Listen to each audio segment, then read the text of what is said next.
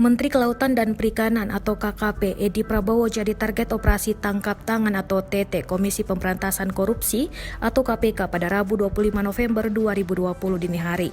Ternyata tim satuan tugas yang mencokok Edi di Bandara Soekarno-Hatta pukul 1:23 waktu Indonesia Barat ialah penyidik senior KPK Novel Baswedan. Wakil Ketua KPK Nurul Gufron menyatakan saat ini Novel beserta tim masih bekerja. Teman-teman masih bekerja kalau penangkapan kami timnya tidak banyak, kata Gufron saat dikonfirmasi Rabu 25 November 2020. Sebagaimana diketahui, tim KPK mencokok Edi Prabowo usai ia pulang dari Amerika Serikat.